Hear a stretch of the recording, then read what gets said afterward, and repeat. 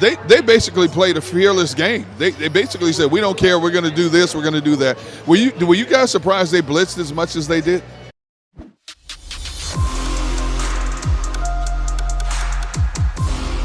Abandon us or what? What are you going to do? All right, let's we got our man from the locker room. Lane Johnson is joining us from the locker room. I know these guys probably want to get on the bus and get out of town. But Lane, another kind of a routine win, although they ran the football against the defense pretty successfully. But again, you guys on offense seem to be able to do whatever you need to do to get out of harm's way. How'd you see tonight? Yeah, I mean, it's like really our first time facing adversity. We came back and answered the bell in the second half. I feel like we ran the ball effectively when we needed to. But yeah, I mean, it wasn't a pretty game. I thought we could have executed a little bit better. But credit to the Texans. Hey, Lane, did you guys expect Houston to blitz as much as they did? Because it surprised us at how much they were blitzing. When you consider this Houston defense is at the bottom of the barrel in terms of overall stats, they basically played a fearless game. They basically said, we don't care, we're going to do this, we're going to do that. Were you guys surprised they blitzed as much as they did? No, I mean, they do a lot of stunning, and that's kind of how they schematically what they've been doing. So we saw that. Like I said, man, we could have done a better job executing. There in the game, it was just one of those games where it wasn't as crisp as what we liked, but at the end, got to win. Okay. Hey, Lane. Jerry Hughes was just, creating some issues for you guys tonight. It seemed like Jordan really struggled with him quite a bit tonight. He gave up 2 sacks in one series there. And I saw you kind of jump set him a little bit, and he came under on one and got a pressure. Jerry's been in the league a long time. I mean, did he surprise you guys in any way today, or was it a technique thing? It's one of those things, man. At tackle, you live on the edge. So one overset, and you get beat inside real quickly. That's what happened to me on the last play. I didn't get a chance to see the other ones with Jordan. But no, Jerry Hughes has been a good player. I think he's been underrated his whole career, especially when he was with Buffalo. But yeah, I mean, it all goes down to technique. Overset there towards the end of the game. I like to have that play back. Other than that, though, I felt like wasn't too bad of a day for us. All right, Lane, 8-0 is pretty lofty, and now you guys get to relax this weekend. How do you approach not playing on Sunday and then looking forward to some teams that are going to – the schedule is going to get a little better in a little while, but for the next 2 games it looks like you guys will have the edge. So how do you approach all this now? At 8-0, this is such new territory for a lot of people. How do you process it?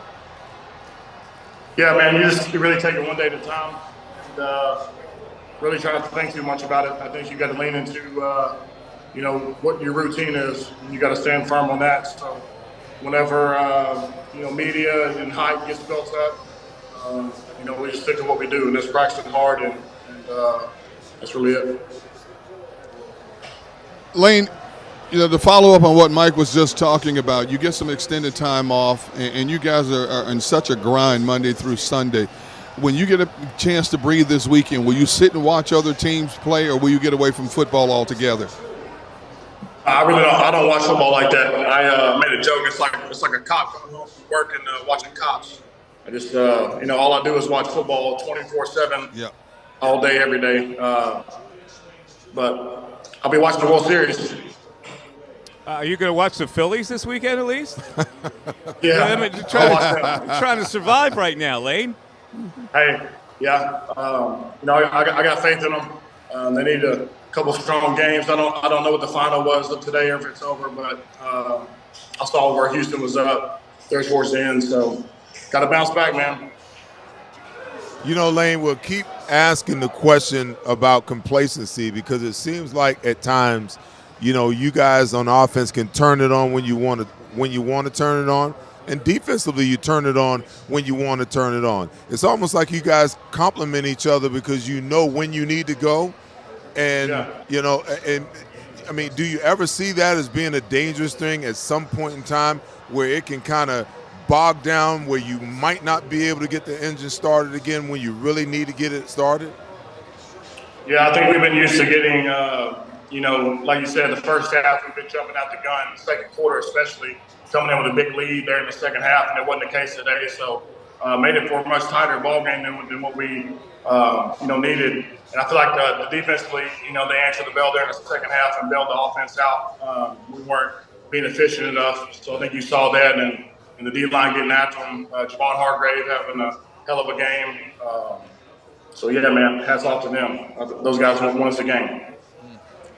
Lane, listen, thanks for joining us. We really appreciate it. And get your rest this weekend. And yeah, man. You guys, you're 8-0, all right? Nobody in the league is 8-0, and everybody's looking at you guys as the premier team in this conference. And I got to think that feels pretty good to a player who is on this team in that locker room. Yeah, man. The season's flying by. So, every game's important, especially the stretch coming up. So, we know what's at stake. And, so we keep foot on the pedal.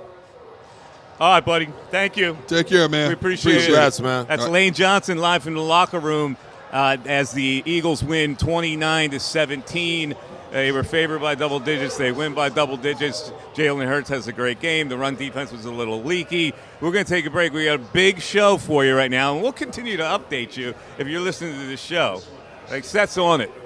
Seth's on the Phillies update. Devin Caney's going to join us in a little bit with the Diamond Debate. It is the Pond Lehocky Eagles postgame show. I'm Mike Missinelli, Derek Gunn, and Seth Joyner for live from Ocean Casino. And we're back after this.